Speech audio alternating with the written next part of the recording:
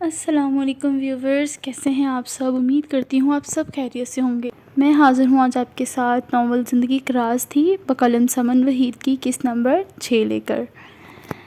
چلیں پڑھنا شروع کرتے ہیں۔ ماضی۔ کبیر اپنے بابا کا سب سے چھوٹا اور لاڈلا بیٹا تھا۔ وہ نہ صرف اپنے ماں باپ کا بلکہ اپنے بڑے بھائیوں اور بھابھیوں کا بھی پیارا تھا۔ اس کی نیچر بہت جلد گھلنے ملنے والی اور سادہ تھی۔ اپنی پڑھائی پوری کرنے کے بعد اس نے رحمان صاحب کے 100 دفعہ کہنے پر ان کا بزنس جوائن کیا تھا، کیونکہ اسے اپنے خاندانی بزنس میں خاص انٹرسٹ نہیں تھا۔ لیکن وقت گزرنے کے ساتھ ساتھ اس کی دلچسپی اس بزنس میں بڑھتی گئی۔ رحمان صاحب اسے ایک ماہ کے بعد ایک پروجیکٹ دیتے رہتے، جسے وہ محنت اور توجہ کے ساتھ مکمل کرتا رہا اور اپنے بزنس کو ترقی کے منزل پر لے گیا۔ اسی طرح ایک پروجیکٹ کے سلسلے میں اس کی ملاقات مختار صاحب سے ہوئی تھی، جو کہ دوسری کمپنی میں مینیجر کی پوسٹ پر فائز تھا۔ مختار صاحب ایک بہت ہی ایماندار اور اپنی نوکری سے مخلص انسان تھے۔ کبیر انہیں بزنس کے حوالے سے ہی جانتا تھا۔ جب ایک دن راستے میں اسے مختار صاحب اپنی بیٹی کے ساتھ سڑک پر پریشان کھڑے ملے۔ ان کی گاڑی خراب ہو گئی تھی، جس پر کبیر نے فراخ دلی سے انہیں ان کی منزل پر ڈراپ کرنے کی آفر کی۔ اس کی نظروں نے بے ساختہ ہی مختار صاحب کے پاس کھڑی ان کی بیٹی تک کا سفر کیا تھا، جو کہ اپنے ڈریس سے ہم رنگ اسٹالر کو گلے میں ڈالے، کمر تک آتے لمبے بالوں کو کھولے، دھوپ کی تمازت سے بچنے کے لیے سر پر اپنے ہاتھ میں تھامی فائلز کا سایہ کیے، سرخ و سفید رنگت پر بزاری لیے کھڑی تھی۔ کبیر کو لگا اس نے آج سے پہلے اتنی خوبصورت لڑکی نہیں دیکھی تھی۔ اس کا دل اسے دیکھ کر آج سے پہلے ایسے نہیں دھڑکا تھا جیسے اس کی دھڑکنوں نے آج شور مچایا تھا۔ وہ انہیں گھر ڈراپ کر آیا تھا اور ساتھ ہی اپنا دل بھی ان کے گھر چھوڑ آیا۔ کبیر کی نظروں کے سامنے سے اس لڑکی کا چہرہ ہٹتا ہی نہیں تھا۔ اسے ہر جگہ وہی نظر آتی۔ اسے پہلی نظر میں اس لڑکی سے محبت ہو گئی تھی، جس کا ادراک ہوتے ہی اس نے دیر نہیں کی تھی۔ اس نے فوراً اپنی دسترس میں لانے کے لیے کوششیں شروع کر دی تھیں۔ اس نے سب سے پہلے مختار صاحب کی فیملی کے بارے میں معلومات نکلوائی۔ مختار صاحب ایک متوسط طبقے سے تعلق رکھتے تھے۔ ان کی 2 بیٹیاں تھیں۔ پہلی بیٹی صباحت، جو کہ اپنی تعلیم مکمل کر چکی تھی اور انہی کے ساتھ ان کی کمپنی میں کمپیوٹر آپریٹر کی جاب کر رہی تھی۔ ان کی دوسری بیٹی صبا MA انگلش کے آخری سال میں تھی۔ ان کی بیوی کا انتقال صبا کی پیدائش کے 1 مہینے بعد ہی ہو گیا تھا، اس لیے انہوں نے اپنی دونوں بیٹیوں کو ماں اور باپ دونوں کا پیار دیا تھا۔ ان کے گھر میں اللہ کی دی ہوئی ہر نعمت موجود تھی۔ صباحت عرف صبوحی مزاج کی نخریلی اور غصے کی تیز تھی، جبکہ صبا اس کے بالکل الٹ نرم مزاج تھی۔ کبیر ان کی فیملی کا بایو ڈیٹا جاننے کے بعد ان کے گھر رشتہ بھیجنا چاہتے تھے، کیونکہ اسے ان کی مالی حیثیت سے کوئی مطلب نہیں تھا۔ اس نے جب گھر اس بارے میں بات کی تو بابا جان کا رشتہ اپنے بیٹے کے شایان شان نہ لگا۔ انہوں نے صاف انکار کر دیا تھا، مگر کبیر جو ایک پل کو بھی سکون سے بیٹھا ہو، اس نے سب سے پہلے اپنی ماں کو رضامند کیا اور پھر گھر کے ایک ایک فرد کو منا کر بابا جان کو بالآخر رضامند کر لیا تھا، جو کہ صرف اس کی ضد دیکھ کر مانے تھے، ورنہ تو اپنے رتبے سے نیچے گھرانے میں شادی کرنے کو وہ کبھی نہ مانتے۔ مختار صاحب کے گھر جب بابا جان اور ان کی بیوی کبیر کا پرپوزل لے کر پہنچے تو انہیں اپنی قسمت پر یقین نہ آیا، کیونکہ کبیر افندی تو چمکتا ہوا ستارہ تھا، ایک کامیاب بزنس مین، بزنس کی دنیا کا ہینڈسم ینگ مین، جس نے ایک ہی سال میں اپنی محنت سے سب کو حیران کر دیا تھا۔ وہ آج کے دور کا چمکتا ہوا ستارہ تھا، جس کا چرچا ہر کسی کے زبان پر رہتا تھا۔ مختار صاحب نے خوشی سے پھولے نہ سماتے ہوئے فوراً حامی بھر لی تھی، جبکہ وہاں مہمانوں کے پاس بیٹھی صباحت نے حیرانی سے اپنے باپ کو دیکھا، جس نے اس سے پوچھنا تک گوارا نہیں کیا تھا، اور اسے کسی کبیر افندی نامی شخص کے نام کی انگوٹھی پہنا دی گئی۔ مسز افندی کو پہلی نظر میں ہی کبیر کی پسند بہت بھائی تھی۔ وہ سمجھ گئی تھی کہ ان کا بیٹا یوں ہی اس لڑکی کے لیے دیوانہ نہیں ہو رہا تھا۔ یہ لڑکی تھی ہی اتنی حسین، پہلے ہی نظر میں دل میں گھر کرنے والی۔ بابا جان نے انہیں ہر طرح کے جہیز اور غیر ضروری چیزیں دینے سے منع کر دیا۔ شادی کی تاریخ 1 مہینے بعد کی طے ہوئی، جس پر مختار صاحب کو کوئی اعتراض نہیں تھا۔ وہ تو پہلے ہی صبوحی کے لیے کسی اچھے رشتے کی تلاش میں تھے اور اللہ نے ان کی سن ہی لی تھی، اس لیے انہوں نے اس نیک کام میں دیر نہیں کی تھی۔ کبیر اس رشتے پر بہت خوش تھا۔ اس نے کبھی نہیں سوچا تھا کہ محبت یوں بھی ہوتی ہے، جو اس جیسے لاپرواہ انسان کو اتنا بدل دے گی کہ وہ اس 1 مہینے کے پورے ہونے کا ایک ایک دن گن رہا تھا۔ دوسری جانب صبوحی نے پورا گھر سر پر اٹھا رکھا تھا، کیونکہ وہ شاہ نواز کو پسند کرتی تھی اور اسی کے ساتھ ہی شادی کرنا چاہتی تھی۔ شاہ نواز اس کے ساتھ یونیورسٹی میں پڑھتا تھا۔ شاہ نواز کا تعلق سکھر سے تھا اور وہ یہاں اپنے ماموں کے پاس رہتا تھا، جو کہ بظاہر تو اپنا بزنس چلاتے تھے، جبکہ وہ ایک بہت بڑی ڈرگ سپلائی چین سے منسلک تھے، جس کا علم شاہ نواز کو بھی تھا، لیکن اسے اپنے ماموں کے کاموں میں کوئی دلچسپی نہیں تھی۔ اس کے گھر اس کے والد سکھر میں اپنے گاؤں کے سرپنچ تھے اور وہ اپنے ماں باپ کی اکلوتی اولاد تھا۔ وہ دونوں اپنی تعلیم پوری ہونے کے بعد بھی رابطے میں تھے۔ شاہ نواز اسی کی وجہ سے تعلیم پوری ہونے کے بعد بھی سکر واپس نہیں گیا۔ اس کا باپ اس کی شادی وہیں گاؤں میں کروانا چاہتے تھے، جس کی وجہ سے وہ اپنے ماموں کو ساتھ لے کر صبوحی کا رشتہ مانگنے ان کے گھر گیا تھا، لیکن اس کے ماموں کی شہرت اچھی نہیں تھی اور جب مختار صاحب نے شاہ نواز کا فیملی بیک گراؤنڈ پتہ کروایا تو انہیں یہ رشتہ اپنی بیٹی کے لیے بالکل بھی موزوں نہ لگا اور انہوں نے انکار کر دیا، جس پر صبوحی نے بہت واویلا مچایا۔ وہ شاہ نواز سے اندھی محبت کرتی تھی، اسے اس کے بیک گراؤنڈ سے کوئی فرق نہیں پڑتا تھا، لیکن مختار صاحب کو یہ رشتہ بالکل بھی منظور نہیں تھا۔ صبح ہی روز انہیں منانے کی کوشش کرتی اور روز اس موضوع پر ان کے گھر لڑائی ہوتی تھی۔ صبح تو باپ اور بہن کی اس لڑائی پر ڈر جاتی تھی کیونکہ صبوحی سے زیادہ منہ نہیں لگاتی تھی۔ وہ سارا دن اپنے کمرے میں گھسی رہتی جبکہ پورا گھر صبا نے سنبھالا ہوا تھا۔ کبیر افندی کا رشتہ مختار صاحب کے لیے کسی نعمت سے کم نہ تھا کیونکہ وہ روز کی لڑائی سے اکتا چکے تھے اور وہ اس بات سے بھی واقف تھے کہ ان کی بیٹی ان کی سختی سے منع کرنے کے باوجود اس لڑکے سے چھپ کر ملتی ہے، اس لیے وہ جلد از جلد اس لڑکی کو بیاہ کر اس کے فرض سے سب دوش ہونا چاہتے تھے۔ اس کی شادی کے دن قریب آتے جا رہے تھے اور صباحت بے بسی کے مارے سارا دن اپنے کمرے میں بیٹھی روتی رہتی کیونکہ وہ جتنا اپنے باپ سے اپنے لیے لڑ سکتی تھی لڑ چکی تھی۔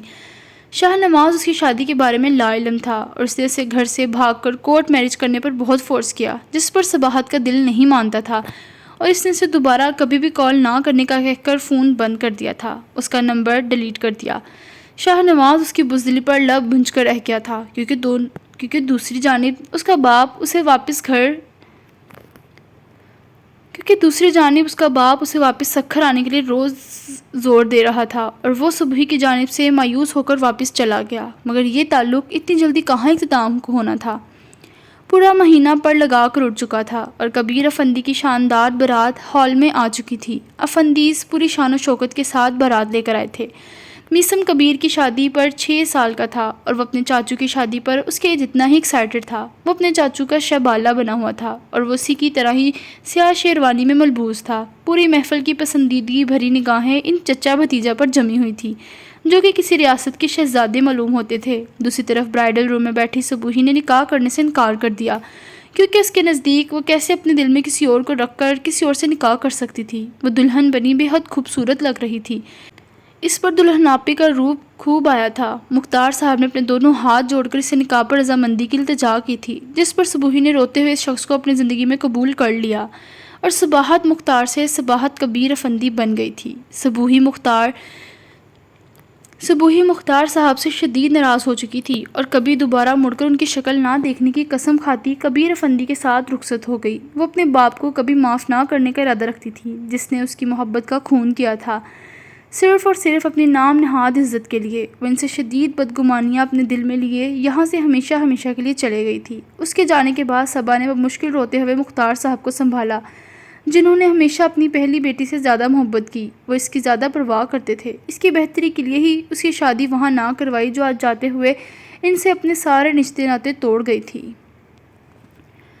وہ کب سے دائیں بائیں چکر کاٹتا دل میں دعاگو تھا کہ اسے یہاں سے کچھ پسند آ جائے، یہاں سے کوئی ڈریس اس نک چڑی شہزادی کو اپنے معیار کے مطابق نظر میں آ جائے، مگر قسمت کو کچھ اور ہی منظور تھا۔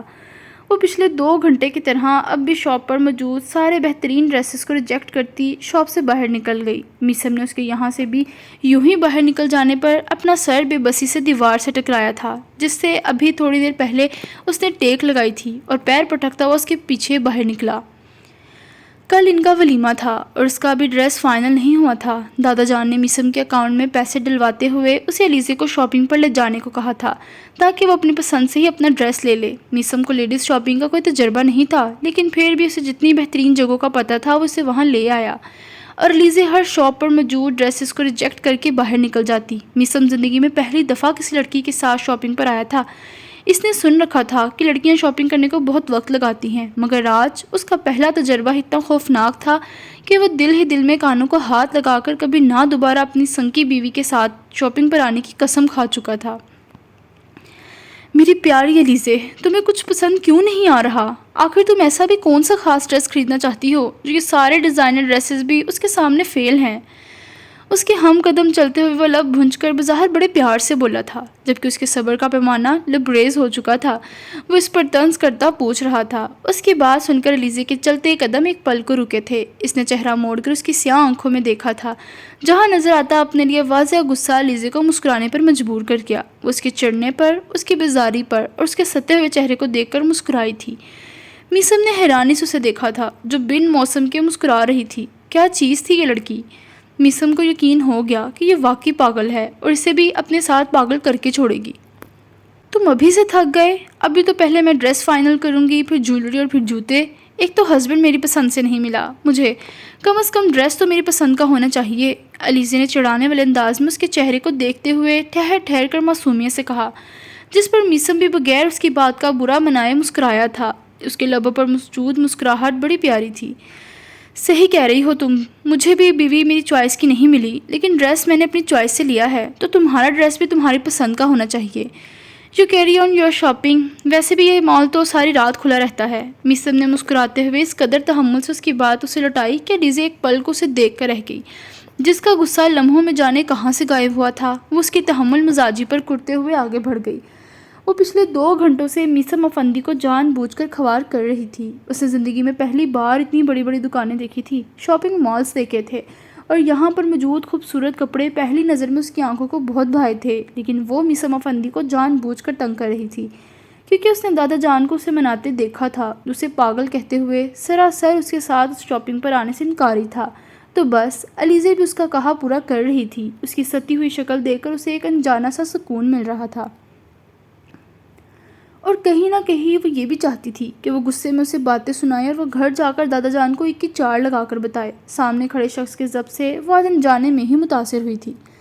میسم کے ساتھ وہ ایک شاپ میں داخل ہوئی تھی اور جائزہ لیتی نگاہوں سے ارد گرد دیکھنے لگی۔ وہاں موجود ایک گرے کلر کی میکسی پر اس کی نگاہیں ٹھہر سی گئی، جو کہ جدید فیشن کی خوبصورت سی ٹیل میکسی تھی۔ اس کی نگاہوں کا مرکز اس میکسی کو دیکھتے ہوئے ایک سیلز بوائے اس کے پاس آیا اور اسے اس میکسی پر ہوئے کام کے بارے میں بتانے لگا۔ علیزے چلتی ہوئی اس میکسی کے قریب گئی تھی، جو ڈسپلے پر لگی ہوئی تھی۔ علیزے ہاتھ لگا کر اس پر ہوا نفیس کام پر شوق نگاہوں سے دیکھنے لگی۔ یہ کلر آپ پر بہت سوٹ کرے گا میم، آپ کو ایک بار تو ضرور ٹرائی کرنا چاہیے۔ وہ سیلز بوائے علیزے کو دیکھتے ہوئے مشورہ دینے والے انداز میں بولا۔ اس کا لہجہ خوش آمدی تھا۔ اس سے پہلے کہ علیزے کوئی جواب دیتی، جب میسم اس کے پاس آ کھڑا ہوا اور غیر ارادی طور پر وہ علیزے کو دونوں شانوں سے تھامتا اسے ذرا سا پیچھے ہٹا کر خود آگے آ کر کھڑا ہوا تھا۔ علیزے نے اس کے لمس پر چونکتے ہوئے حیرانی سے اسے دیکھا۔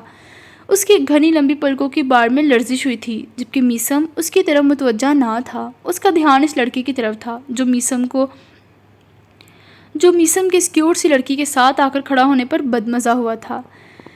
اسے ٹرائی کرنا ہے یا نہیں، یہ ہم خود ڈیسائیڈ کریں گے۔ یو میں گو ناؤ۔ میسم بظاہر مسکراتے ہوئے ہی بولا، جبکہ اس کی آنکھوں میں نظر آتی ناپسندیدگی نے اس لڑکے کو یہاں پر رہنے نہیں دیا تھا۔ میسم نے ایک عام سی نظر اس ڈریس پر ڈالی تھی۔ Do you like it? Maisam نے اس ڈریس سے نظریں پھیرتے ہوئے ایک نظر اس کے چہرے پر ڈالتے ہوئے پوچھا۔ وہ ایک دم چپ کر گئی تھی۔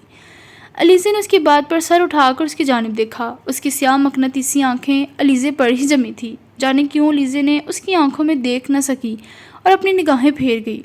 مجھے یہی لینا ہے، وہ فیصلہ کن انداز میں کہتی، جیسے خود بھی اب اس شاپنگ سے تنگ آ گئی تھی۔ بھلا اسے کہاں عادت تھی اپنے لیے شاپنگ کرنے کی؟ آج تک اس کے لیے جو بھی خریدا تھا وہ صبح نے ہی خریدا تھا۔ میسم اس ڈریس کو پیک کروانے کاؤنٹر کی جانب چل پڑا۔ وہ اس لڑکے کو علیزے کے قریب کھڑا دیکھ غیر ارادی طور پر اس کے پاس چلے آیا۔ ڈریس لینے کے بعد علیزے نے اسے تنگ نہیں کیا تھا۔ وہ شرافت سے اپنی باقی چیزیں لیتے ہوئے دونوں گھر کی جانب بڑھ گئے۔ آج اس کے ساتھ 4 گھنٹے خوار ہو کر میسم کو اتنا اندازہ ہو گیا تھا کہ یہ لڑکی ہر کام اپنے مزاج کے مطابق کرتی تھی، اور اس کا مزاج پل پل بدلتا تھا۔ لان میں گہری خاموشی چھائی ہوئی تھی۔ ہر سو چلتی ٹھنڈی ہوا پر روح تک کو سرشار کر رہی تھی۔ آج آسمان پر چمکتے پورے چاند کی روشنی دیکھنے میں بڑی دلکش لگتی تھی۔ رحمان افندی صاحب کھانے کے بعد آج اپنے کمرے میں نہیں گئے تھے۔ انہیں کھانے کے بعد واک کرنے کی عادت تھی۔ وہ کچھ وقت لان میں یا ٹیرس میں گزارتے، پھر اپنے کمرے میں جایا کرتے تھے۔ آج بھی وہ معمول کی طرح واک کر رہے تھے، جب سامنے سے میسم کو آتا دیکھ ان کے چہرے پر ایک جاندار مسکراہٹ نمودار ہوئی۔ وہ بھی مسکراتا ہوا ان کے پاس آیا اور ان کے ساتھ واک کرنے لگا۔ اپنی پسند سے شاپنگ کرنے کے بعد اب تمہاری بیوی کا موڈ کیسا ہے؟ دادا جان نے حز اٹھاتی نظروں سے اس کی جانب دیکھتے ہوئے تجسس سے پوچھا۔ ویسے کا ویسا ہی ہے، سڑا ہوا۔ मिसम नाक सिकोड़ कर बोला था। वो अभी अपने कमरे से ही आया था, जहाँ पर वो पूरे बेड पर किताबें फैलाकर बैठी पढ़ने में मसरूफ़ थी। इसे इतना पढ़ाई में गरक देख मिसम झुरझुरी लेता कमरे से बाहर निकल आया था। दादा जान ने उसकी बात पर कहका लगाया, वो सड़ियल नहीं है, बस संजीदा रहती है। तुम्हारी तरह उसे बात हंसने मुस्कुराने की आदत नहीं है। तुम्हारी तरह जिंदा दिल नहीं है वो। दादा जान ने उसके साथ चलते हुए लीज़ी की आदत के बारे में उसे संजीदगी से बताया, जिस पर मिसम ने सर झटका था। गलत, वो संजीदा नहीं सड़ियल ही है। गुस्सा तो उसे हर वक्त ही चढ़ा रहता है। दूसरों से बदतमीजी करना और उनकी इंसल्ट करना तो जैसे उसका फेवरेट काम है। ये कहीं से भी मेरे कबीर चाचू जैसी नहीं है। मिसम ने मुंह फुलाकर उसकी बुराइयां उंगलियों पर गिनवाते हुए कहा। दादा जान उसके अंदाज पर मुस्कुराए और उसके शाने पर अपना बाजू दराज किया। दादा जान का अंदाज दोस्ताना था। मिसम ने उनके अंदाज पर सर उठाकर उन्हें देखा था। क्या तुमने कभी उसकी आंखें नहीं देखी? बिल्कुल मेरे कबीर की तरह हैं। उसका बात बात पर जिद करना, अपनी जिद मनवाना मुझे तुम्हारे चाचू की याद दिलाता है। वो भी तो किसी एक चीज़ को पकड़कर बैठ जाता था और जब तक उसकी बात पूरी नहीं होती थी उसका ध्यान कोई और किसी तरफ नहीं लगा सकता था। दादा जान ने माजी को याद करते हुए एक सर्द सांस भरते हुए कहा। उनकी बात पर मिसम को अपने फेवरेट चाचू की शिद्दत से याद आई थी। पता नहीं, मैंने कभी इतना गौर नहीं किया। वो शाने उचकाते हुए बज़ाहिर लापरवाही से बोला। तुम्हें अपनी बीवी की आंखों का रंग ही नहीं पता? कैसे शोहर हो यार तुम? दादा जान ने बेचार की भरी निगाहों से उसे देखा था। उनका अंदाज हुज़ उठाने वाला था। ऐसा ही हूँ मैं और आपकी पोती। पहले इस घर को और इसमें रहने वाले इंसानों को तो अपना मान ले। मेरा नंबर तो बाद में आता है। वो तो एज अ कज़न भी मुझसे तमीज़ से बात करने को तैयार नहीं। बीवी बनना तो बहुत दूर की बात है। मिसम ने कोफा से अपनी आंखें घुमाते हुए खुफकी से कहा था। मेरी जान, तुम्हारा नंबर बाद में नहीं, सबसे पहले आता है। सबसे ज़्यादा करीबी रिश्ता उसका तुम्हारे साथ है। कज़न का रिश्ता तो नापायदार होता है मैसी। तुम उसके शोहर बनो, वो खुद तुम्हें बीवी वाली इज्जत देगी। दादा जान का अंदाज समझाने वाला था, जिस पर मिसम एक पल के लिए चुप हुआ।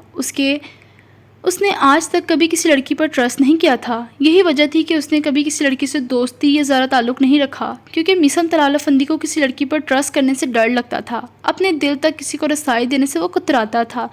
माजी में जो कुछ भी हुआ उसके बाद उसने कभी किसी की जानिब खुद से कदम नहीं बढ़ाए थे। यही वजह थी कि वह शादी भी दादा जान की पसंद से करना चाहता था। मगर वो लड़की अलीज़ा फंदी होगी ये उसने कभी नहीं सोचा था। उसके लिए अलीज़ा फंदी भी इतनी ही नाकाबिल एतबार थी जितनी कि बाकी लड़कियाँ। उसने अपनी ज़िंदगी के 17 साल सुबुही चाची के साथ गुजारे हैं दादा जान, और वो औरत मेरे हंसते मुस्कुराते चाचू की ज़िंदगी बर्बाद कर गई थी। अलीज़ा भले ही अपनी माँ जैसी ना हो, लेकिन मिसम तलाला फंदी का दिल बहुत कीमती है, जिसमें किसे रखना है और किसे नहीं ये मैं बहुत सोच समझ कर डिसाइड करता हूँ। वो चेहरे के तासरात बज़ाहिर नॉर्मल रखता गहरी संजीदगी से बोला था। उसकी आंखों में नजर आती सर्द मेहरी ने एक पल के लिए दादा को हैरान किया था। वो बहुत कम ही सीरियस होता था और जिन चीज़ों के लिए वो सीरियस होता था वो चीज़ें उसके लिए बहुत ज़्यादा मायने रखती थी। ये बात दादा जान जानते थे, मगर वो लीज़े को उसकी माँ से जोड़कर उसके बारे में अपने दिल में इतनी बदगुमानियाँ पैदा कर लेगा, इससे वो नावाकिफ़ थे। मिसम अपने मोबाइल पर आती उमर की कॉल पिक करता गेट की तरफ बढ़ गया, जबकि दादा जान काफ़ी देर अपनी जगह पर खड़े उसके पुष्ट को देखते रहे। उन्हें लगा था कि लीज़ी उन्हें मिल गई है तो ये माजी अब उनके बच्चों की ज़िंदगी में दाखिल अंदाजी नहीं करेगा, लेकिन ये सिर्फ उनकी कुछ फहमी थी। ऐसा कुछ भी नहीं था। इस घर के मकीन कुछ भी नहीं भूले थे। आज भी हर चीज़ वैसी ही थी, बस शायद किरदार बदल गए थे।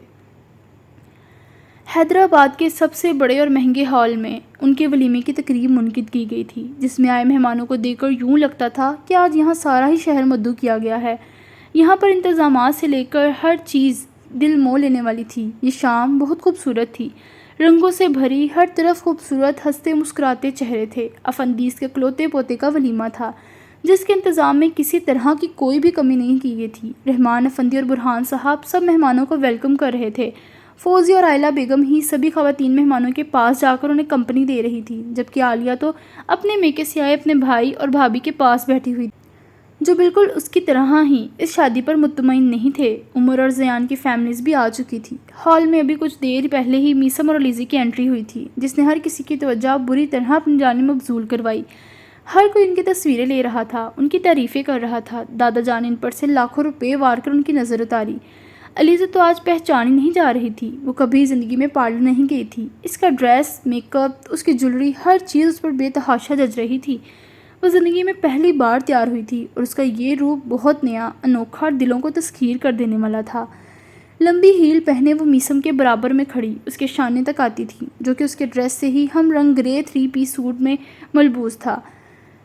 اس کی ہمیشہ پیشانی پر لاپرواہی سے بکھرے سیاہ بال ایک جانب بڑی نفاست سے جیل لگا کر سیٹ کیے گئے تھے۔ اس کی مقناطیسی آنکھوں کی مخصوص چمک، صاف رنگت پر کھڑی ستواں ناک اس کے اندر چھپے شرارتی پن کو ظاہر کرتی تھی، جبکہ آج اس کی شخصیت بڑی ڈیسنٹ اور پروکار لگ رہی تھی۔ وہ دونوں ایک ساتھ کھڑے مکمل لگتے تھے، میڈ فار ایچ ادر لگتے تھے۔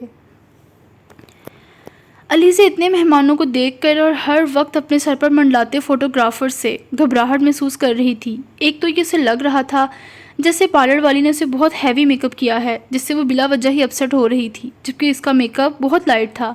اسے صبوحی کی بہت یاد آ رہی تھی۔ آئلہ بیگم پورا وقت اس کے پاس اسٹیج پر بیٹھی رہی، ہر وہ نئے آنے والے مہمان کو اس سے تعارف کروا رہی تھی، جس پر علیزہ زبردستی کی مسکراہٹ پاس کرتی رسپانس کر رہی تھی۔ میسم کسی سے فون پر بات کر کے ابھی آ کر اس کے پاس بیٹھا تھا، جب اس کے حسین چہرے پر گھبراہٹ دیکھتے ہوئے وہ بے ساختہ اس سے وجہ پوچھ بیٹھا۔ علیزہ کے سجے سورے روپ نے انجانے میں ہی میسم طلال افندی کو اپنی جانب اٹریکٹ کیا تھا، تبھی تو وہ ایک جگہ نہ ٹکنے والا آج اسے چھوڑ کر کہیں نہیں جا رہا تھا۔ Are you okay? کچھ چاہیے تمہیں؟ میسم نے گردن موڑ کر بغور اس کی جانب دیکھتے ہوئے پوچھا۔ علیزہ نے بغیر اس کی طرف دیکھے یوں ہی نظریں جھکائے ہی نفی میں سر ہلایا۔ اتنے سارے مہمانوں اور نئے چہروں کو دیکھ وہ نروس ہو رہی تھی اور صبوحی کو بری طرح مس کر رہی تھی۔ اس سے پہلے کہ میسم اس سے کچھ پوچھتا، اسے سامنے سے عمر اور زیان اسٹیج کی طرف آتے دکھائی دیے۔ وہ اپنی جگہ سے اٹھا تھا اور ان کے گلے لگتے ہوئے ان سے ملا۔ عمر اور زیان نے اسے پرجوشی سے شادی کی مبارکباد دیتے ہوئے گلے لگایا اور اپنے ہاتھوں میں تھامے ہوئے فریش گلاب کے گلدستوں کو علیزہ کی جانب بڑھایا تھا، جس سے اس نے ہلکی سی مسکراہٹ چہرے پر لاتے ہوئے تھام لیا۔ اس وقت ان پھولوں کی مسحور کن خوشبو نے اس کی طبیعت پر اچھا اثر ڈالا تھا۔ بوکے سائز میں بڑے تھے، جس پر علیزہ کو اپنی جگہ سے کھڑا ہونا پڑا۔ اس نے ایک بوکے اپنے سامنے پڑے ٹیبل پر رکھ دیا تھا، جبکہ دوسرا انجانے میں ہی اپنے ہاتھ میں تھامے ان پر ہاتھ پھیرتی ان کی تازگی اور نرماہٹ کو محسوس کرنے لگی۔ میسم نے عمر اور زیان کا علیزہ سے مختصر سا تعارف کروایا، جس پر علیزہ کی توجہ ان پھولوں سے ان کی جانب مبذول ہوئی تھی۔ اس نے اپنے بھاری پلکیں اٹھا کر ان دونوں کو دیکھا۔ تمہاری بہت تعریفیں سن رکھی ہیں ہم نے علیزہ، اور آج تم سے مل بھی لیا، عمر خوش اخلاقی سے کہتا اسے چونکا گیا۔ میسم نے اس کی بات پر اسے گھورا تھا۔ میری تعریفیں؟ علیزہ نے حیرانی کا اظہار کرتے ہوئے ایک نظر میسم پر ڈال کر اس سے پوچھا، جبکہ زیان کو اس کی معصومیت پر شک تھا۔ وہ شاک کی نگاہوں سے اسے دیکھ ہی گیا کہ آیا یہ سچ میں اتنی معصوم ہے جتنی دکھتی ہے، یا میسم کا کہا ایک ایک لفظ سچ ہے؟ ہاں، تمہاری تعریفیں؟ یہ اپنا میسم کرتا تھا۔ ایک ہفتے میں ہی تم نے ہمارے لڑکے کو اپنی سافٹ نیچر اور رکھ رکھاؤ سے امپریس کر دیا ہے۔ عمر نے اپنی مسکراہٹ دباتے ہوئے میسم سے جانے کون سے جنم کا بدلہ لیا تھا، جس پر وہ اسے آنکھوں میں منہ بند کرنے کی دھمکی دے رہا تھا، مگر وہ عمر ہی کیا جو اس کی عزت کا فلودہ بنانے کا موقع ہاتھ سے جانے دے۔ علیزہ اس کی باتوں کے مطلب اچھی طرح سمجھ چکی تھی۔ اس نے ایک سرد نگاہ اپنے پہلو میں کھڑے میسم افندی پر ڈالی تھی۔ اس کے خود کو دیکھنے پر میسم نے بے ساختہ نگاہیں چرائیں۔ حیرت ہے، میسم افندی میری غیر موجودگی میں مجھے ڈسکس کرتا ہے، اٹس انٹرسٹنگ۔ علیزہ اپنے لہجے میں بشاشت پیدا کرتے ہوئے بظاہر حیرت کا اظہار کرتے ہوئے بولی تھی۔ میسم کو اس کا طنز بخوبی سمجھ آیا تھا۔ ہم بیسٹ فرینڈز ہیں، اپنی ساری پریشانی ایک دوسرے سے شیئر کیے بغیر ہمارا گزارا نہیں۔ زیان جانچتی نگاہوں سے اسے دیکھتے ہوئے بڑے ادب سے گویا ہوا تھا۔ علیزہ نے بغیر اس کی بات کا اصلیت سمجھنے والے انداز میں اس بات میں سر ہلایا، جبکہ اسے میسم کے یہ دونوں دوست نہیں اپنی نندیں لگ رہی تھیں، جو اسے بھگو کے تانے دے رہے تھے۔ میسم نے ان دونوں کو پہلی ملاقات میں اپنی بیوی سے حساب کتاب کرتے دیکھ نفی میں سر ہلایا تھا۔ ان دونوں پاگلوں کا اس کے پاس کوئی علاج نہیں تھا۔ یہ دونوں یوں ہی بکواس کرتے رہتے ہیں علیزہ، جان بوجھ کر تمہیں تنگ کر رہے ہیں، ایسا کچھ بھی نہیں ہے، میسم صلح جو انداز میں بولا تھا۔ عمر اور زیان بھی اس کی بات سے اتفاق کرتے ہوئے مسکرائے۔ علیزہ نے اس کی صفائی دینے پر اس پر ایک تنقیدی نگاہ ڈالی تھی، جیسے کہہ رہی ہو کہ وہ اتنی چھوٹی بھی نہیں کہ اس کی باتوں میں آ جائے۔ میسم نے اسی وقت عمر اور زیان کے قتل کا ارادہ کر لیا تھا۔ وہ اس سے مزید انہیں کچھ کہتا جب اسٹیج پر آتے شخص نے ان سب کو ورطہ حیرت میں مبتلا کر دیا۔ علیزہ نے بے یقینی سے اسٹیج کی سیڑھیاں چڑھ کر اوپر آتے اس شخص کو دیکھا۔ اس کی آنکھوں کی پتلیاں ایک پل کو ساکت ہوئی تھیں، دل کی دھڑکنیں اس کے قدموں کے ساتھ ساتھ رک کر چلنے لگی۔ وہ قدم قدم چلتا اوپر آ گیا تھا اور سیدھا میسم کی جانب بڑھا۔ اس نے علیزہ کو نہیں دیکھا تھا، جبکہ علیزہ بغیر پلک جھپکے اپنے سامنے موجود حقیقت کو بے یقینی سے دیکھ رہی تھی۔ اس کی آنکھیں تحیر سے پھیل گئیں۔ شادی مبارک میسم افندی۔ وہ مسکراتا ہوا اپنے ہاتھ میں تھاما گلاب کے پھولوں کا بکے اس کی طرف بڑھاتے ہوئے خوش دلی سے بولا، جبکہ اپنی موجودگی سے وہ میسم طلال افندی کا خوشگوار موڈ برباد کر چکا تھا۔ اپنی اس حرکت پر اس کے چہرے پر محظوظ کر مسکراہٹ پھیلی ہوئی تھی۔ میسم نے اپنے سامنے یہاں موجود دیکھ منجمد کر دینے والی نظروں سے اسے دیکھا تھا۔ عمر اور زیان بھی اسے یہاں دیکھ کر شاکڈ ہوئے تھے۔ میسم نے ضبط سے اپنی مٹھیاں بھونجی تھی۔ فواد مبین اس کی زندگی کا سب سے ناقابل برداشت شخص تھا۔ علیزے کی بے یقینی بھری نظریں ایک پل کے لیے بھی اس کے چہرے سے نہیں ہٹی تھی۔ اسے دیکھ کر اس کے چہرے کی رنگت متغیر ہوئی تھی۔ اس کی ٹانگوں نے جیسے مزید کھڑے رہنے سے انکار کر دیا۔ اس کا بی پی لو ہو گیا تھا۔ فواد نے اپنی نگاہیں میسم سے ہٹا کر اب اس کی طرف دیکھا ہی تھا جب علیزے اس سے نظریں ملنے سے پہلے اپنے معاف ہوتے ذہن کے ساتھ زمین بوس ہوئی تھی۔ اس کے زمین بوس ہوتے ہی سب اس کی جانب متوجہ ہوئے تھے اور ہر کوئی پریشانی سے اس کی طرف بڑھا۔ I can't tell you that مجھے غیر متوقع طور پر وہاں دیکھ اس کا چہرہ دیکھنے والا تھا۔ وہ سرشاری سے کہتا بہت خوش دکھائی دیتا تھا۔ I understand تمہیں دیکھ کر مجھے اندازہ ہو رہا ہے۔ مبین ملک نے اسے خوشی سے تمتماتے چہرے کو دیکھ محظوظ ہوتے ہوئے کہا، تھینک یو ڈیڈ، اگر آپ فورس نہ کرتے تو اسے زچ کرنے کا اتنا اچھا چانس میں مس کر دیتا۔ فواد مشکور سا مبین ملک کے گلے لگتے ہوئے بولا تھا۔ وہ اس کی خوشی دیکھ اس کی پشت تھپتھپاتے ہوئے کہکا لگا کر ہنسے، it's not a big deal my son, لیکن مجھے آج تک ایک بات سمجھ نہیں آئی۔ وہ اس کے علیحدہ ہونے پر اس کے چہرے کو دیکھتے ہوئے سنجیدگی سے بولے تھے۔ فواد نے اس کی بات ادھوری چھوڑنے پر آنکھوں میں الجھن لیے انہیں دیکھا۔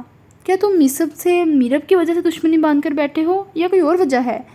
کیونکہ اس کے علاوہ تو مجھے تمہاری اس لڑکے سے دشمنی کی کوئی وجہ سمجھ نہیں آتی۔ وہ یونی میں تمہارا سینئر ہے، اس کی وجہ سے تم بھی اپنی ڈگری لٹکا کر بیٹھے ہوئے ہو۔ میں جاننا چاہتا ہوں فادی، تمہاری دشمنی اور میسم سے نفرت کی اصل وجہ کیا ہے؟ مبین ملک جو کہ برہان صاحب کے بہت اچھے دوست تھے اور اسی وجہ سے وہ آج میسم کے ولیمے پر بھی انوائٹڈ تھے۔ ان کو میسم سے کوئی مسئلہ نہیں تھا، مگر فواد کو اس کے ساتھ جھگڑا وہ آج تک نہیں سمجھ پائے تھے۔ مجھے اس کی شہرت سے نفرت ہے ڈیڈ، پوری یونیورسٹی کو اپنے پیچھے پاگل کیا ہوا ہے اس نے۔ جانے وہ لوگوں پر کیا جادو کرتا ہے کہ ہر کوئی اس کا ہو کر رہ جاتا ہے۔ مجھے چڑ ہوتی ہے سب کو اس کے گرد جمع دیکھ کر، اس سے محبت کرتا دیکھ، اور میرب کا بدلہ بھی میں اسے لے کر رہوں گا۔ اس نے ہمارے گھر کی عزت خراب کی تھی ڈیڈ، اور میں عزت کا بدلہ عزت ہی سے لینے والا انسان ہوں۔ فواد کے لہجے میں میسم کے لیے بے حد حسد بول رہا تھا، جسے مبین صاحب نے بغور دیکھا۔ تم جانتے ہو میرب کے معاملے میں اس لڑکے کا کوئی قصور نہیں ہے، پھر بھی تم اس سے بدلہ لینا چاہتے ہو؟ وہ اسے حقیقت سے روشناس کرواتے ہوئے سنجیدگی سے گویا ہوئے۔ ان کی بات پر فواد کی آنکھیں غصے سے سرخ ہوئی۔ یہ جھوٹ ہے ڈیڈ، وہ بھی اتنا ہی قصوروار ہے جتنی کہ میرب ہے۔ میرب اپنی سزا بھگت چکی ہے، جبکہ میسم افندی کا حساب میں وقت آنے پر کروں گا۔ وہ پرعزم لہجے میں کہتا مبین صاحب کو اپنے مستقبل ارادوں سے چونکا کر گیا تھا۔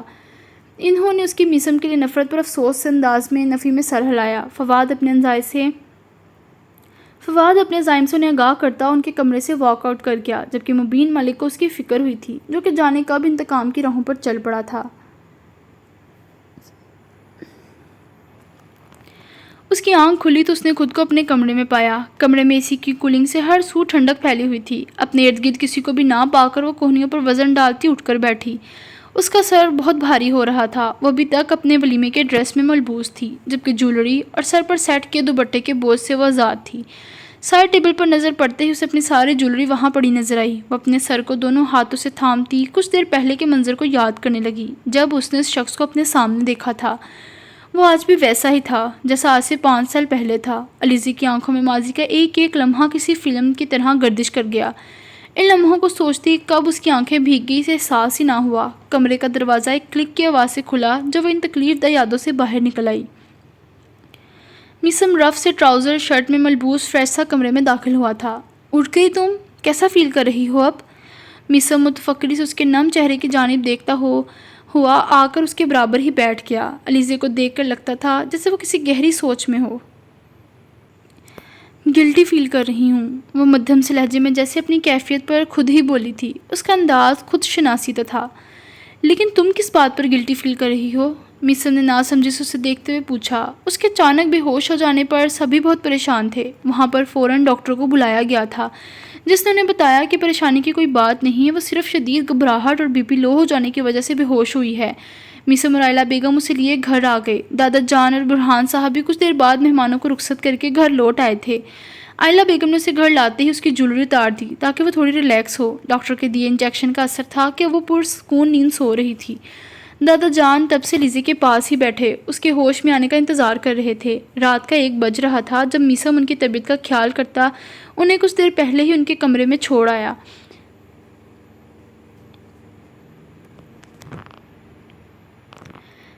میسم کے بولنے پر الیزے نے عجیب سے بدحواس اور متوحش سی نظروں سے اپنے قریب بیٹھے دیکھا۔ اس کا ذہن فوراً بیدار ہوا تھا جس سے اس کی پیشانی پر بل پڑے تھے۔ تم یہاں کیوں بیٹھے ہو؟ مری نہیں ہوں میں، ابھی زندہ ہوں، اور میں آخری بار کہہ رہی ہوں مجھے بہلانے کی ضرورت نہیں۔ میرے ساتھ یہ ہمدردی کا ڈرامہ کرنا بند کرو۔ میں تم سمیت تمہارے پورے خاندان سے نفرت کرتی ہوں۔ وہ خود پر آیا سارا غصہ میسم طلال افندی پر نکالتے ہوئے ٹھہر ٹھہر کر بولی۔ اس کا لہجہ کوفت زدہ تھا، رونت امیز۔ وہ اپنی بات بول کر خود پر کمفرٹر ہٹاتی وہاں سے اٹھ کر جانے لگی جب میسم اسے ایک لمحے میں بازو سے تھامتا واپس اس کی جگہ پر بٹھا گیا۔ الیزا نے اس کے انداز پر کھاد جانے والی نگاہوں سے دیکھا تھا۔ تم مجھ سے نفرت کرو یا محبت مجھے کوئی فرق نہیں پڑتا، لیکن ایک بات میری ہمیشہ یاد رکھنا لیزے میسم افندی، میرا کوئی بھی عمل دکھاوا نہیں ہے۔ میرے لہجے میں موجود تمہارے لیے کیئر اصلی ہے۔ میری ایسی کوئی مجبوری نہیں کہ میں تم سے ہمدردی کا جھوٹا ڈرامہ کروں۔ وہ ازحد سنجیدگی سے اس کی جانب جھکتا اس کی آنکھوں میں دیکھتے ہوئے اسے باور کروا رہا تھا۔ اس کی سیاہ آنکھیں اس وقت ہر طرح کے تاثر سے آ رہی تھی۔ اس کے کپڑوں سے اٹھتی لائٹ سی پرفیوم کی خوشبو الیزے بآسانی محسوس کر سکتی تھی۔ ایک پل کو الیزے اس کے لہجے کے زیر اثر آ کر اسے خاموشی سے دیکھی گئی، جبکہ یہ اثر کچھ سیکنڈز کا ہی تھا۔ اس کا ہاتھ اپنے بازو سے ناگواری سے ہٹاتی ہوئے ایک جھٹکے سے اس کے قریب سے اٹھی۔ اس کے کھڑے ہونے پر ایک دم سے اس کی میکسی کا بڑا گھیرا کارپٹ پر پھیل گیا اور اس کے براؤن بال شانوں پر اطراف میں بکھر گئے۔ میسم نے اسپاٹ نگاہوں سے اس کے غصے بھرے انداز کو دیکھا۔ مجھے تمہاری اور تمہارے خاندان کی کیئر کی کوئی ضرورت نہیں ہے۔ مجھ سے بات کرنے سے گریز کیا کرو اور اپنے کام سے کام رکھا کرو۔ میں اس گھر میں ہمیشہ کے لیے نہیں رہوں گی۔ جب وہ انگشتی شہادت اٹھا کر کہتی ایک پل کو رکی۔ اس کی گھر چھوڑنے والی بات پر میسم سرتا پاں سلگ اٹھا تھا۔ اس کا فشار خون بلند ہوا۔ وہ اپنی جگہ سے بے ساختہ کھڑا ہوا تھا۔ جب مجھے اپنی ماما کی رہائش کے بارے میں پتہ چلا میں اسی دن یہ گھر اور تمہیں چھوڑ کر یہاں سے ہمیشہ کے لیے چلے جاؤں گی۔ وہ اپنی خون رنگ ہوتی آنکھیں اس کے چہرے پر جمائے آگاہ کرنے والے انداز میں بولی۔ اس کے لہجے میں ہر طرح کا لحاظ مفقود تھا۔ شٹ اپ الیزے، کب سے میں تمہاری بکواس سن رہا ہوں؟ تو اس کا مطلب یہ نہیں کہ تمہارے منہ میں جو آ رہا ہے تم وہ بولو گی۔ بہت اچھی تربیت کر کے بھیجا ہے تمہاری ماں نے تمہیں، بالکل اسی کے نقش قدم پر چل رہی ہو۔ لیکن میں تمہیں ایک بات واضح کر دوں کہ میں کبیر افندی نہیں ہوں جو یہ سب برداشت کر لے گا۔ میں میسم طلال افندی ہوں جو اپنی عزت اور اپنے خاندان کی عزت کو قائم رکھنے کے لیے کسی بھی حد تک جا سکتا ہے۔ میں تمہاری ٹانگیں توڑ دوں گا اگر دوبارہ تم نے گھر سے بھاگنے کی بات بھی منہ سے نکالی تو۔ تمہارے لیے بہتر یہی ہوگا کہ انسان بن کر اس گھر میں رہو اور اپنی ماں کی دی ہوئی ڈکٹیشن کو فالو کرنا بند کرو، ورنہ تم مجھے ابھی جانتی نہیں ہو۔ میری خاموشی کو میری کمزوری سمجھنے کی غلطی مت کرنا۔ وہ اس کی باتوں پر بمشکل ضبط کرتا خفکی سے ایک ایک لفظ پر زور دیتا اسے وارن کر گیا۔ اس کے تنے خبرو نقوش سے سجا مغرور چہرہ، شکنوں سے سجی روشن پیشانی الیزے کو اپنی جگہ پر منجمد کر گئے تھے۔ اس نے میسم افندی کا یہ روپ پہلی بار دیکھا، اس لیے اس کی ہمت نہیں ہوئی تھی کہ وہ اس سے مزید بحث کرتی، ورنہ تو اپنی ماں کی تربیت کا طعنہ دینے پر الیزے اسے کبھی نہیں بخشتی۔ کہیں نہ کہیں میسم کا یہ غصہ بھرا انداز اسے سہما گیا تھا۔ وہ لب بھونج کر رہ گئی اور میسم پر ایک خفکی بھری نگاہ ڈال کر اسٹڈی روم میں غائب ہو گئی۔ آئی ہیٹ یو، اس کی پشت کو دیکھتی ہوئی وہ اپنی مٹھیاں بھونج کر بولی تھی۔ اسے جواب نہ دے پانے پر بے بسی کے مارے لیزی کی آنکھوں سے آنسو اس کے گالوں پر بہہ نکلے۔ گھڑی کی سوئیاں رات کے 3 بجا رہی تھی۔ کمرے میں ہر ایک سیکنڈ بعد ابھرتی ٹک ٹک کی آواز خاموشی میں تاش پیدا کر رہی تھی۔ وہ نیم دراز سا رولنگ چیئر پر بیٹھا اپنے سامنے دیوار پر بال مارتا ہوا اسے کیچ کرتا، پھر ایک ہی سمت میں واپس اسے سامنے دیوار پر مارتا گہری سوچوں میں گم تھا۔ وہ ظاہر تو گیند سے کھیل رہا تھا جبکہ اس کا ذہن کہیں اور تھا، اور یہ عمل پچھلے 1 گھنٹے سے دہرا رہا تھا، جس سے نہ تو اس کے ہاتھ تھکے تھے اور نہ ہی اس کا دل بھرا تھا۔ میسم کا غصہ تو اتر چکا تھا، لیکن اس کا موڈ بہت خراب تھا۔ اس کا آج کا دن بہت فضول گزرا تھا۔ اسے یاد تھا وہ دن جب دادا جان نے اسے فون کرتے ہوئے گھر بلایا تھا اور اسے بتایا کہ وہ اپنی پوتی کو ڈھونڈ چکے ہیں۔ میسم ان کی خوشی میں بھی ابھی ٹھیک سے خوش بھی نہ ہو پایا تھا جب دادا جان نے اس کے سر پر اس کے نکاح کا بم پھوڑا۔ وہ مزید 3-4 سال تک شادی نہیں کرنا چاہتا تھا، وہ کسی قسم کی ذمہ داریوں میں نہیں پڑنا چاہتا تھا، اس کی اپنی لائف تھی اور وہ اس سے بہت خوش تھا۔ دادا جان کے حکم دینے پر وہ انہیں منع نہیں کر پایا تھا اور علیزی افندی کو ہمیشہ کے لیے اپنی زندگی میں شامل کر کے دادا جان کو مطمئن کر دیا۔ لیکن اس لڑکی کے اپنی زندگی میں شامل ہونے سے وہ خود، اس کی ذات، اس کی پرسنل لائف، اس کی انجوائمنٹ اور خاص کر اس کی عزت سب کی بینڈ بجی ہوئی تھی۔ اس سے علیزی سے کوئی دلی وابستگی نہیں تھی اور ہو بھی نہیں سکتی تھی، کیونکہ وہ اس کی ماں کی حقیقت سے نظریں نہیں چرا سکتا تھا۔ لیکن یہ بھی سچ تھا کہ وہ اس سے نفرت نہیں کرتا تھا، اسے اس کی پرواہ تھی۔ وہ چاہتا تھا کہ وہ اصل حقیقت سے واقف ہو اور گھر کے لوگوں کو اپنا سمجھ کر ان کے ساتھ اچھے سے رہے، مگر اس لڑکی کا رویہ، اس کی نفرت اور اس کی بدگمانیاں ختم ہونے کا نام ہی نہیں لے رہی تھی۔ اس نے ہمیشہ اسے خود سے چھوٹی سمجھ کر بہت کاملی ہینڈل کیا تھا، اس کے رویے کو اگنور کیا، مگر آج اس کے گھر سے بھاگنے کی بات پر وہ اگنور نہیں کر پایا تھا۔ اس کا ضبط جواب دے گیا۔ اس نے بلا شبہ اپنے غصے کا اظہار کیا تھا، لیکن میسم کی آواز بلند نہیں تھی۔ وہ چاہ کر بھی اس لڑکی پر اپنا غصہ نہیں اتار سکتا تھا۔ وہ اس کے من پسند شخص کی اولاد تھی، جو اسے اپنی سگی اولاد کی طرح پیار کرتا تھا۔ میسم کو یہ لڑکی اپنے چاچو کی نسبت سے عزیز تھی۔ جو اہمیت اس کی زندگی میں کبیر کی تھی، اب وہ وہی جگہ اس کی بیٹی نے لے لی تھی۔ وہ اس لڑکی کو اپنی زندگی سے کہیں نہیں جانے دے سکتا تھا۔ کبیر کو وہ کھو چکا تھا، جبکہ لیزی کو کھونے کا وہ تصور بھی نہیں کر سکتا تھا۔ اس نے نکاح کرتے وقت یہی سوچا تھا کہ آج نہیں تو کل دادا جان کی پسند سے شادی کرنی ہے، تو ان کو خوش کرنے کے لیے وہ تب بھی حامی بھر گیا۔ لیکن وہ نہیں جانتا تھا کہ یہ شادی نہیں، بربادی ہے۔ وہ پھنس گیا تھا۔ ایک طرف دادا جان اسے لیزی کے قریب رہ کر اسے خود سے مانوس کرنے کی نصیحتیں کرتے، تو دوسری جانب اس کا دل اس لڑکی پر اعتبار کرنے کے لیے نہیں مانتا تھا۔ ہاں، یہ سچ تھا کہ میسم طلال افندی کے اپنے ٹرسٹ ایشوز تھے۔ وہ اسے زندگی میں تو داخل کر چکا تھا، جبکہ اسے اپنے دل میں جگہ دینا اس کے لیے آسان نہ تھا۔ ماضی میں ان کے ساتھ جو کچھ بھی ہوا، اس کے بعد اس کا ہر عورت سے اعتبار اٹھ گیا تھا۔ جو قیامت ماضی میں ان کے گھر آئی تھی، اس نے کہیں نہ کہیں میسم افندی کے دل میں اپنے اثرات چھوڑے تھے کہ وہ ان سب چیزوں سے بھاگتا تھا، اپنا دامن چھڑاتا تھا۔ کاش کہ ہمارے درمیان یہ وقت کبھی نہ آتا، ایک عمر گزار دیتے تم سے گفتگو کرتے کرتے۔ السمن وحید جاری ہے۔ تو ویورز، آپ کو یہ ایپیسوڈ کیسی لگی؟ جانے سے پہلے کمنٹس میں اپنی رائے کا اظہار لازمی کریے گا، اس سے ہمیں بھی بہت سپورٹ ملتی ہے، ہمیں بھی ذرا حوصلہ ہو جاتا ہے، اور میرے چینل کو لازمی سبسکرائب کر دیجیے گا۔ ملتے ہیں انشاءاللہ اگلی ویڈیو میں۔ اللہ حافظ۔